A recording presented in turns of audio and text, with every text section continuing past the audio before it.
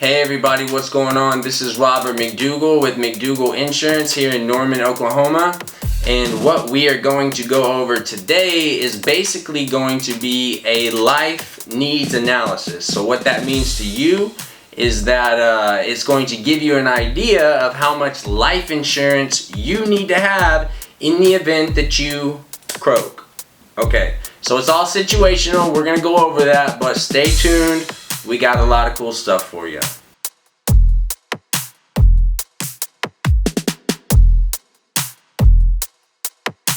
Alright, okay, so thanks for joining me. Again, this is Robert.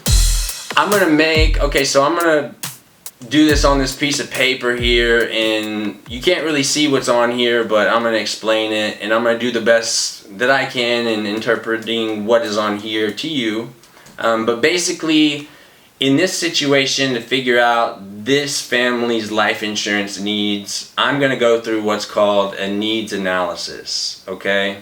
So when I go through a needs analysis, I'm looking for what your future plans are, what your current debt is, what your current income is, and really what you're wanting a life policy to do.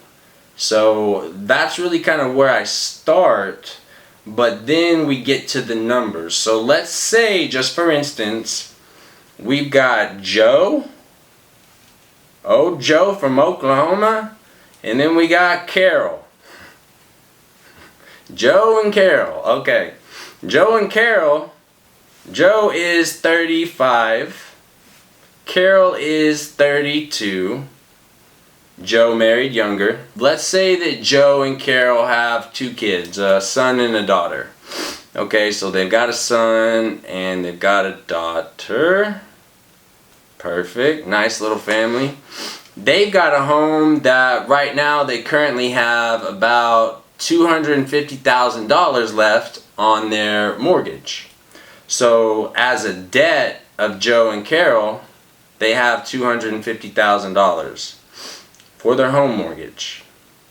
Okay? The next thing I'm going to ask is, if you have cars, what do you owe on them, if anything?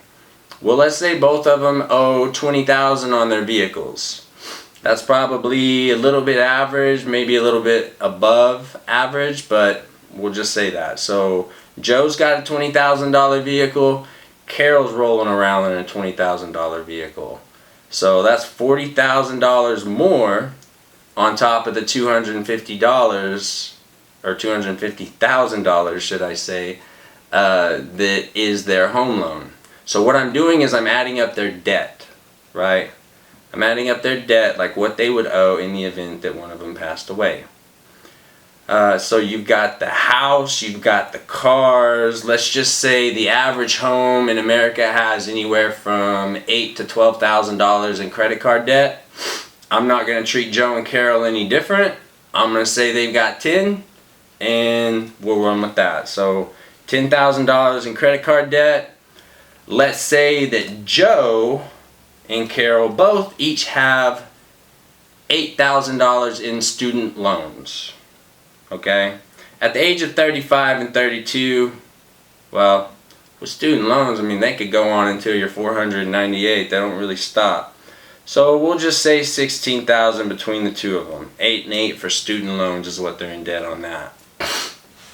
So having said that, just looking at their debt, and that's not taking into consideration other little things that they may have loans on.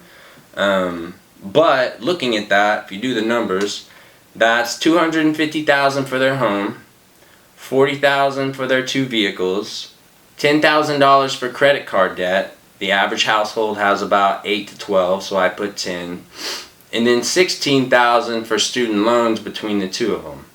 So if we add that up in debt, it's $250,000, 40, 10, 16. So if my math is correct, which I'm not really good at math, but I think I'm looking at $316,000. So they are in debt $316,000, right? Via their home, their auto, their student loans, their credit cards. And there may be other stuff out there I don't know about, because Joe and Carol don't tell me. But what I am doing is I'm figuring up that number, okay? So now we go to Joe. Let's say Joe makes about $50,000 a year.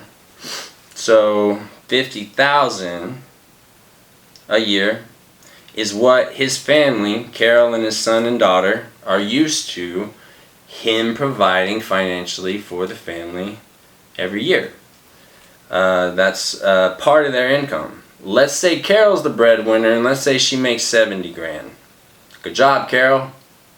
Woman power, right? Yeah, so go Carol. Nothing against Joe, but those are the two, that's the difference in the two salaries, right? Like, or the income. So what we typically do is we take your income and we're going to times it by 5 years, because if you were to pass away, you don't want your lifestyle or your family to skip a beat in their lifestyle. So you would want your income to be there as a replacement for 5 years within the policy, right? So I'm factoring that number into this whole equation. In other words, if Joe was to pass away, theoretically in 5 years, they would lose $250,000 worth of income he would have brought in. Which, if he's not bringing that in and not there to do it, it's going to drastically change their lifestyle if they are depending on it. Okay? Or depending on his half of the income. So with Joe, for instance, 5 years of his income is $250,000. Now when we move over to Carol, like I said, she's the breadwinner. She's got $70,000. So if I do the math correctly, and again I'm terrible at math, I'm going to say it's $350,000. And correct me if I'm wrong, but I'm not. So $350,000 for Carol, $250,000 for Joe. All around they have $316,000 in debt. You do want to look at possible inflation, but that kind of goes, that's situational.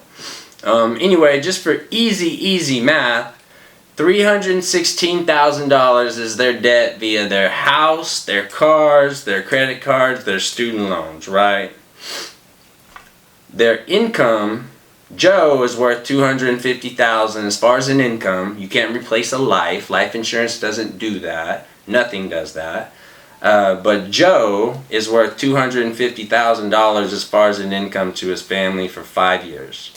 So we want to add 250 plus 316,000 to Joe, because 250 is his income for 5 years. 316,000 is what he has in debt mutually with Carol as a spouse. So Joe's looking at needing adequately about $576,000 or $66,000 in life insurance, right?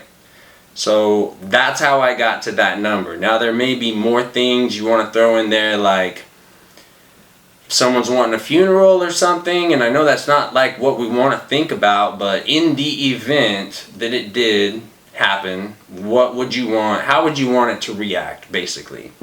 Some people want to be cremated, some people want to have a funeral, you know, it all depends. Like I say, it's all situational.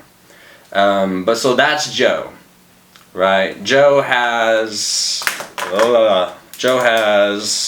250, 316, so that's 566. $566,000 is around about what Joe would need to be insured for via life insurance, right? So let's move over to Carol. Carol's got $350,000 as her income for 5 years. So that would replace her income if she wasn't there. And then she's got, between her and Joe, they've got the $316,000 in regards to their debt, right? So if I do the numbers up, it's 600 and, well, that's not a good number, but 666,000. I'm just going to change that to 667,000 because I don't like the 666 stuff. But having said that, that's her number. $667,000 is roughly what she would need to be insured for. Now, what kind of policy she wants to look at is really up to her and her situation. But what I tell people is I tell them this: look, you probably, if you got a job where you're making a good income like that, then you probably got life insurance at your job or work or career or whatever. That's great. Just understand, once you leave, which people most typically do change jobs within their life, once you leave, that life insurance doesn't follow you, okay? That life insurance, because it's a group policy, is going to be inexpensive. However, it typically doesn't have a whole lot of coverage. Now, everything is different, every situation is different. But what I'm saying is that, what I'm getting at is that if Joe has at his work, let's say he has a $250,000 life policy. Great. Let's say Carol's got a $300,000 life policy because she's more of a breadwinner than Joe. Great. Wonderful. You got life insurance. Like, good. Congratulations. Pat you on the back. But the problem is, you've got $300,000, Carol, and you need $667,000 in the event that you were to die today. Not you, but your family. Right? And y'all, I know that like death and dying and this and that, not fun to talk about, but it's just it's the reality with life insurance. I don't want to sit here and call it mortgage protection or family protection or whatever. It is what it is. It's life insurance. It's insuring you in the event that you die. It's helping your family get by if you're not there to help them get by. Okay? Let me ask you this. If Carol were to pass away, or let's just say Joe, let's say Joe were to pass away, do you think Carol's going to want to, like unexpectedly Joe passes away, do you think Carol's going to want to go to work the next day, or the next week, or even like month? I mean, like, you got to think about it. Like, if something like that really does happen, there's so many dominoes that fall. You want to be prepared for them. Okay? And it's as easy as being proactive and looking at a life insurance policy. But back to people having life insurance at work, that's good. That's a great excuse. But just understand that does not follow you when you leave, and you probably will. And number two, 9 out of 10 times it's not even enough. So yeah, you're getting it at work. That's great and grand. But even if you used it, it wouldn't cover you adequately. So any life insurance is better than no life insurance. Do not get me wrong. But this gives you an idea of how we would come up with the number for you, depending on your situation. So it all has to do with your debt. It has to do with what you want your life policy to do for you in the event that something were to happen, or for your family. And it just has to do with your income and, you know, just kind of your situation.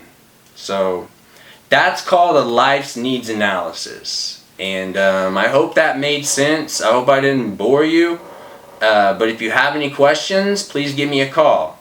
Life insurance is very important, and what people don't know is you can really get a decent policy. You know, any policy is better than no policy, but you can get an independent policy that will follow you, not your occupation, but it will follow you, and it won't cost very much.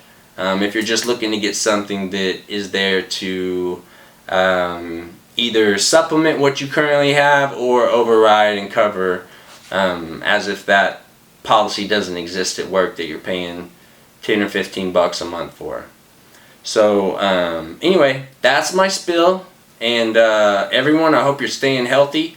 It's a good time to talk about life insurance because reality has kind of hit the fan in the world. I say the world because it's been the world.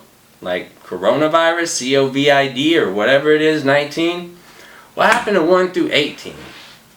I don't get that. Anyway, okay, so thank you for watching, and I hope you learned something. If you have any questions or would like a proposal, I would love to work with you. I'm not going to twist your arm.